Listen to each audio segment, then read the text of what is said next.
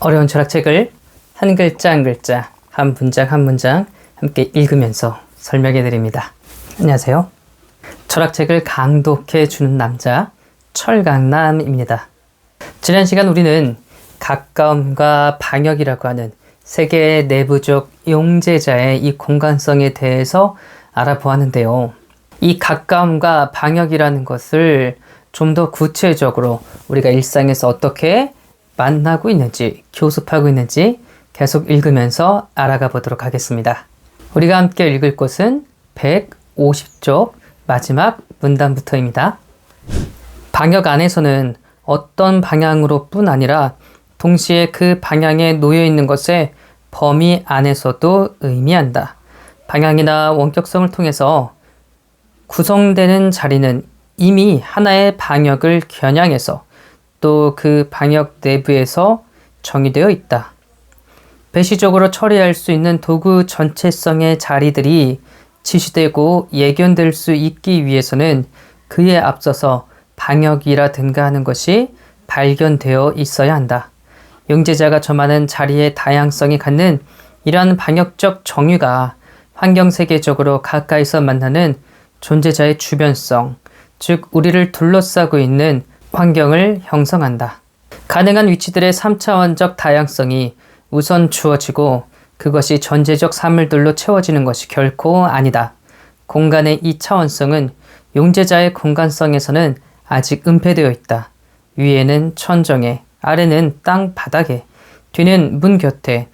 이처럼 모든 어디는 일상적 교섭의 과정이나 방식을 통해 발견되고 배시적으로 해석되는 것이지 관찰적 공간 측정에서 확인되고 기록되는 것이 아니다. 네, 하이데거는 이야기하고 있습니다. 모든 도구들은요, 모든 세계 내부적 존재자들은요, 다 일정한 방역에서 만난다고 이야기하고 있습니다. 그것의 원격성, 즉 멀리 있네, 가까이 있네, 이렇게 말할 수 있는 그런 성격도 모두 다 방역에서 나온다고 이야기를 하네요. 이 방역들이요, 우리가 일상에서 만나는 방역이라고 이야기합니다. 여러분, 위는 뭐예요? 아래는 뭘까요? 양옆은 무엇입니까? 그래서 위는 천장이고요, 아래는 땅바닥이에요. 위아래를 구분하는 건 나중에 우리가 일상에서 만나는 것들을 우리가 전체적으로 파악하는 방식일 뿐이에요. 천정을 보고 위가 있구나, 땅바닥을 보고 아래가 있구나, 이렇게 생각하는 겁니다. 밖에 나가면요, 하늘을 보고 위가 있구나 라고 알고 있고요, 길을 보면서 아래가 있구나 이렇게 알 수 있는 거예요. 그리고 내 양옆에 벽이나 문을 통해서 우리는 주변을 파악할 겁니다.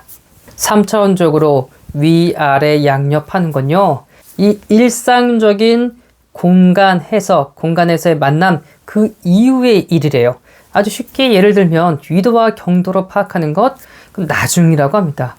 여러분들이 살고 있는 그 집, 여러분들이 다니고 있는 학교나 직장, 여러분들이 자주 가는 마트나 식당이 있다고 해볼게요. 여러분, 그거 위도와 경도로 파악하고 있나요? 아니죠. 우리는 아침에 일어나서 자연스럽게 생각하지 않더라도요, 각자가 사용하는 그런 교통수단을 가지고 직장이나 학교로 갈 겁니다. 혹은 우리가 약속이 있다고 한다면 위도와 경도를 생각하지 않고요, 자연스럽게 약속 장소로 갈 거예요. 이것이 일상적인 교섭입니다. 우린 그렇게 가요. 일상성을 넘어설 때, 그때 특별한 필요가 있을 때 위도, 경도 생각하지, 저 위도와 경도 혹은 3차원적인 세계가 먼저 있는 것이 아니다 라고 하이데거는 말을 하고 있네요. 방역은 전제적 사물들이 모아져서 비로소 형성되는 것이 아니라 그때마다 이미 개별적 자리들 안에 용제적으로 존재한다. 개별적 자리들 자체는 배려의 배치 속에서 용제자에게 지정되거나 미리 발견된다. 영속적 용제자는 배시적 세계 내 존재가 미리 고려하는 바이며 그렇기 때문에 제자리를 가지고 있다. 영속적 용제자의 용제성이 점유하는 어디는 배려의 고려거리가 되고 나머지 용제자를 겨냥해서 정의되어 있다.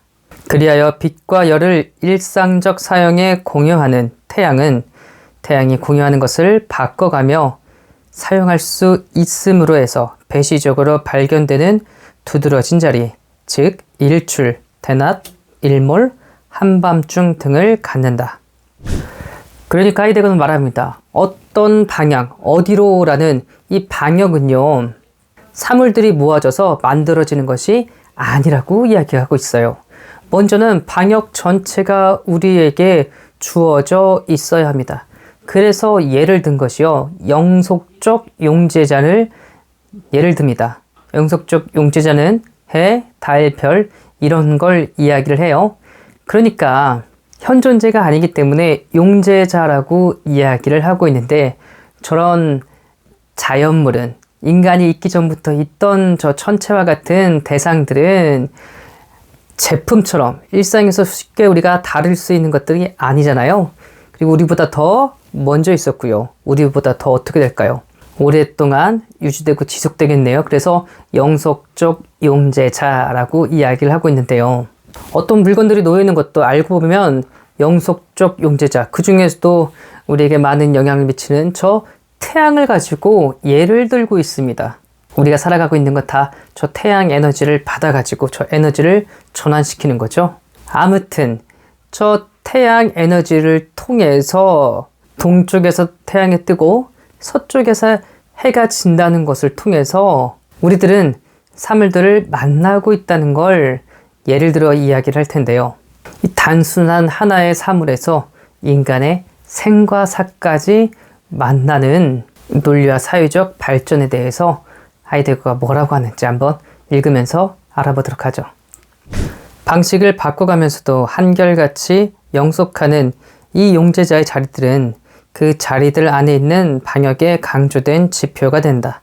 이 천체의 방역, 즉 동서남북은 아직 지리학적 의미를 가질 필요가 전혀 없으나 자리들로 점유될 수 있는 방역들을 특별하게 형성하기 위한 선행적 어디로를 미리 부여한다. 집에는 햇볕을 받는 측면이 있고 비바람을 맞는 측면도 있다. 이 측면에 따라 공간의 분할이 정의되고 이 공간 내부에서 다시 그때마다 도구의 성격에 따라 집기가 정의된다. 예컨대 교회와 무덤은 태양의 일출이나 일몰에 따라 설계되어 있으며 생과 사의 방역으로부터 현존재 자신은 세계 안에서의 자기의 가장 고유한 존재 가능성과 관련하여 규정된다. 자기의 존재에 있어서 이 존재 자체가 문제인 현존재의 배려는 이 두 방역을 선행적으로 발견하고 이 두 방역에 의거해서 그때마다 자기의 존재에 관련되는 하나의 결정적 적재를 갖는다. 두 방역의 선행적 발견은 적재 전체성을 통해 함께 규정되며 이 적재 전체성을 근거로 해서 용제자가 만나는 것으로서 개헌된다. 우선은 하이데거는 말합니다. 저 영속적 용제자, 대표적으로 태양이죠. 태양을 통해서 우리는 어떤 사물들의 방역을 결정한다고 이야기합니다. 방향을 결정하다 보니까 저 태양의 뜨고 짐을 통해서 동서남북 나누겠죠. 그러나 이전에 우선 우리는 동서남북을 알지 않아도 된다는 거예요. 먼저는 태양이 이쪽에서 뜨겠구나, 태양이 저쪽에서 지겠구나, 이것만으로도 충분하게 아주 적절하게 환경세계를 만나고 있다고 말을 하고 있어요. 저 태양의 운행에 따라서 우리는 사물들의 방역, 즉 어디로를 만나고 있는데요. 예를 들면 햇볕을 잘 받는 쪽과 잘 받지 않는 쪽, 이미 다 결정되어 있습니다. 우리나라는 대부분 뭐예요? 남향집이죠. 사계절이 분명하기 때문에 여름에는 태양을 좀 적게 받고 겨울에는 태양빛을 많이 받으려고 남향으로 결정되어 있습니다. 열대 우림 같은 데서는요, 대부분 북향으로 집을 짓겠죠. 더우니까요. 추운 겨울에서는 햇볕을 더 많이 받는 방식으로 그렇게 집이 설계되어 있을 것 같네요. 그러니까 단순하게 저 사물들이 놓여 있는 대로 보는 게 아니라 이미 우리는 알게 모르게 어떤 것들이 놓여 있는 저 방향과 영역이 이미 결정되어 있다고 말합니다. 하다못해 교회와 무덤도 저 일출과 일몰에 따라서 정해져 있다고 이야기를 해요. 이 사람은 서구 사람이니까요. 자, 교회가 서 있으면 마을에서 교회를 딱 볼 때는 햇빛이 받는 쪽으로 있겠죠? 햇빛이 지는 쪽엔요, 교회 뒤편에 무덤들이 있죠. 우리나라 문화하고는 다릅니다. 그걸 벌써 비유로 이야기를 하고 있고요. 그것을 통해서 생과 사까지 간접적으로 우리는 경험하고 있다라고 하이데거는 이야기를 하고 있네요. 그리고 이 생과 사를 통해서 이 삶이라는 전체 과정을 통해서 우리 현 존재는 자기의 존재에 대해서 문제 삼는다고 이야기를 하고 있습니다. 그러니까 우리가요, 그냥 밥만 먹고 이렇게 저렇게 지내다가 죽는다? 생을 마감한다? 이러면 무슨 재미가 있고 무슨 의미가 있겠습니까? 하이데거는요, 우리 현 존재의 삶을요, 그냥 마구잡이로 살아가는 것이 아니라 단 하루를 살더라도 각자의 의미를 찾아서, 각자의 궁극 목적을 찾아서 살아야 값지다고 이야기를 하는 것 같아요. 물론 이것이 왜 적재 전체성인지는 실은 이후에 나옵니다. 시간성의 부분까지 가야 나올 수 있습니다. 그래서 개인적으로는 이 152페이지의 저 윗부분은 별로 마음에 들지는 않습니다. 왜냐하면 뒤에 나올 걸 갑자기 이렇게 떡밥처럼 던져가지고 읽는 우리를 헷갈리게 만드니까요. 그렇다고 하더라도 우리가 읽는 데는 크게 어려움이 없으니까요. 나중에 차차 이야기하겠구나 이렇게 생각하시고 저를 따라서 계속 읽으시면 됩니다. 그때그때 방역의 선행적 용제성은 용제자의 존재보다 더 근원적인 의미에서 눈에 띄지 않는 친숙성이란 성격을 가지고 있다. 이 방역의 선행적 용제성은 용제자를 배시적으로 발견할 때 눈에 띈다는 방식으로만 더욱이 배려의 결여적 양상에 있어서 스스로 보여질 뿐이다. 어떤 것을 있어야 할 자기 자리에서 만나지 못할 때 자리의 방역이 방역으로서 비로소 명시적으로 접근되는 경우가 종종 있다. 배시적 세계 내 존재에서 도구 전체의 공간으로서 발견되는 공간은 도구 전체의 장소로서 그때마다 존재자 자체에 속한다. 흔히 말하는 단순한 순수 공간은 아직 은폐되어 있다. 공간은 자리들 속에 산재해 있다. 그러나 이 공간성은 공간적 용제자의 세계의 적합적인 적재 전체성을 통해서 독자적으로 통일되어 있다.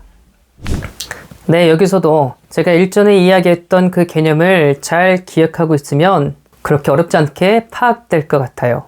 무엇이냐? 존재적으로 가까운 것일수록 존재론적으로는 멀다라는 개념입니다. 이 환경에서 만나는 여러 가지 방역들은 우리에게 뭐예요? 익숙하기 때문에. 아니, 저 일상에서 만나는 사물들은 알고 보면 도구였잖아요. 그런데 그게 익숙하기 때문에 우리는 잘 저 도구로서 보지 못한다고 이야기를 하고 있잖아요. 환경 세계에서 만나는 방역도 그렇대요. 그것은 도구보다도 더 친숙하기 때문에 더욱더 눈에 띄지 않는 방식으로 존재한다고 하이데거가 이야기를 하고 있네요. 그러면 우리에게 주어진 모든 것들이 각자 나름의 방역으로서 적절하게 잘 놓여 있었구나라는 건 언제 발견할까요? 네, 용제성이 눈에 띄었을 때는 언제였죠? 현저성 때문이었죠. 그것이 사용 불가능하게 되었을 때 그때 눈에 띄었죠. 그것처럼 이 공간이 눈에 띄는 것도 실은 적절하게 잘 배치되어 있을 때는 모르고요. 그게 적절하게 놓여 있지 않을 때 그때 발견하게 된다고 하이데거는 말하고 있네요. 그러므로 단순한 공간, 순수한 공간, 칸트가 말하는 그런 무한한 공간이란 건 일상에서 발견할 수 있다고요? 아니요. 발견할 수 없다고요. 그건 일상을 벗어나서 전제적으로 생각할 때나 그때나 발견할 수 있다고요. 그래서 저 막연한 공간들은 어쩌면 사물들이 적절하게 놓여진 그 자리들 속에 그저 난잡하게 산재해 있다고 하이데거는 이야기를 하고 있네요. 환경세계는 미리 주어진 공간 내에서 정돈되는 것이 아니라 환경세계의 특수한 세계성이 배시적으로 지정된 자리들로 이루어진 그때그때의 전체성이라는 적재적 연관을 그 세계성의 유의미성에 있어서 분절한다. 그때그때의 세계가 그 세계에 속하는 공간의 공간성을 그때마다 발견하는 것이다. 용제자를 그 환경세계적 공간 내에서 만나도록 하는 것이 가능한 까닭은 존재적으로는 단지 현존재 자신이 세계 내 존재라는 점에서 공간적이기 때문이다. 네, 하이데거는 여기에서 칸트의 생각을 뒤집습니다. 칸트는 공간이란 우리가 가지고 있는 선천적인 순수 직관 형식이어서 이 공간이 쫙 펼쳐진 가운데서 다양한 것들을 혹은 다양한 사물들을 다양한 연장체 연장물들을 만난다고 이야기를 하는데요. 하이데거는 그렇지 않다고 말합니다. 환경 세계에서 우리는 그때그때 드러나고 발견되는 세계를 먼저 만나고 그 발견되는 세계에서 어떤 공간을 파악한다라고 이야기를 하고 있어요. 그것들이 어떤 적재적인 연관, 아주 적합하게 자리를 잘 차지하고 있는 것은요. 무엇에 의해서? 유의미성에 의해서 분절되어 있습니다. 그러니까 젓가락과 숟가락은 주방에 놔야지. 이게 의미 있다고 생각하니까 그렇게 분절돼서 나뉘어서 놓여 있는 거고요. 소파는 거실에 놔야지. 책상과 의자는 서재에 놔야지. 이렇게 우리가 의미 있는 것으로 나누어서 분리해서 모든 것들을 배치합니다. 집이라는 하나의 세계를 전체적으로 그림 그린 다음에 그 집에서 각 방들이 가지고 있는 공간을 살펴보고 배치하는 것이기 때문에 세계가 우선하고 공간이 그 뒤라고 말을 하고 있네요. 그렇습니다. 이 공부를 하면 할수록요. 재밌는 이유는 이 학자 저 학자가 서로 다르게 세계를 보고 있고 다른 관점으로 말하고 있기 때문에 이런 걸 살펴보기 때문에 더 재밌어지는 것 같아요. 그러면 우리가 어떻게 이런 환경 세계에서 이렇게 공간들을 나중에 발견할 수 있을까? 그 이유가 무엇일까? 하이데거는 뭐라고 합니까? 우리 인간이요. 기본적으로 뭐라고요? 공간적이기 때문에 그렇다고 이야기합니다. 그러면 우리 인간, 즉 세계 내 존재의 공간적 성격은 어떤 것일까요? 다음 시간 계속 읽으면서 알아가 보도록 하죠. 오늘도 이렇게 어려운 책 저와 함께 읽느라고 너무나 수고하고 애쓰셨습니다. 감사합니다.